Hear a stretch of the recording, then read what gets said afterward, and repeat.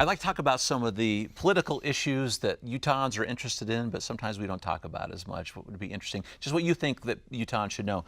Rich, let's start with you. One of the things that I've been thinking is interesting when we start talking about the next election, so many people not running.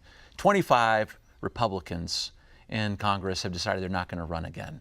Tell us what kind of impact that will be and what that really shows for the House. Well, I think it demonstrates some things that are happening at the national level as well. I think President Trump has got things that the Republicans can run on: jobs, taxes, the economy. I think all are positives. But interestingly, people are kind of moving away. His bully tactics, I think, are scaring people in the House and in the Senate, and they just simply don't want to respond or get on his bad side. So they're running this kind of interesting kind of labyrinth to try and both support the issues that have turned out positively, but to kind of distance themselves a little bit. So what kind of personality does that draw into the void? Yeah, I mean, who wants to jump in if that's the Well, case? I don't think there's a serious person on the Democratic or Republican side back in D.C. right now who really believes that the Republicans will hold the House.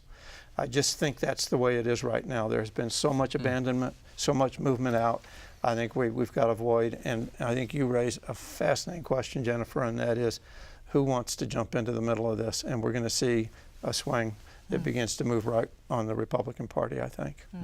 Interesting. Jennifer, what are you seeing out there right now that people should be talking about? Oh, well, I'm going to talk about one of the Salt Lake Tribune stories that we've been following, and it is closer to home, but in San Juan County, they talking about redistricting and realignment. Right. We had a federal judge say that the district lines, the boundaries down there for their county commission are not legal. And so an independent third party came in and reestablished some boundaries. And so this election is sort of a test case. Who knows what's going to happen?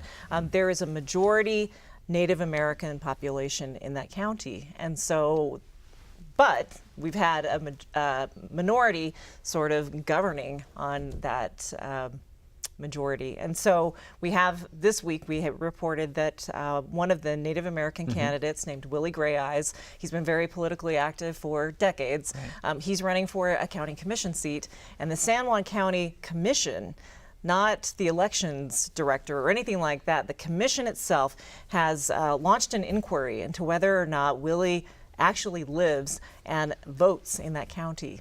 Oh my. So intrigue pursues. I mean, again, it's early days. We'll see how this develops, but I do think that this is sort of a fascinating look at the demographic shift that the state of Utah will have in the coming decades.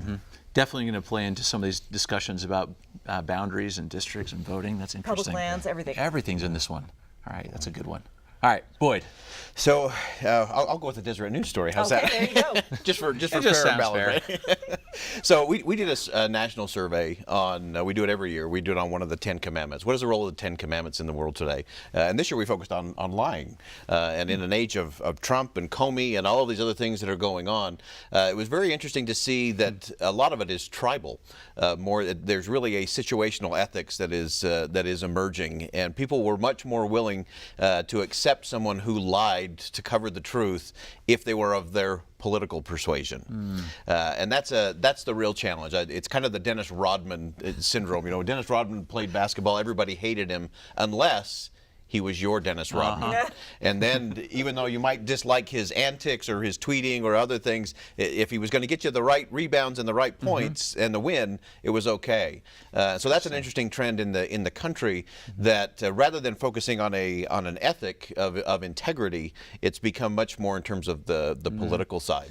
Is that a change, you think, or has that always been a little bit like that? I think it's increased a little bit, but I do think there's one thing we have to be careful of in terms of the polling. There was an interesting University of Chicago piece out this last week that showed that people who were center-left and center-right are refusing to engage in polling and surveys.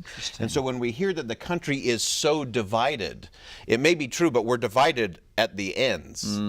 America's not nearly as divided as we think it is, because those who are taking the polls are really the hyper-partisans at both ends of the scale. So it represents another challenge for polling organizations of how do we factor all of that in so we're not presenting a division that doesn't really exist.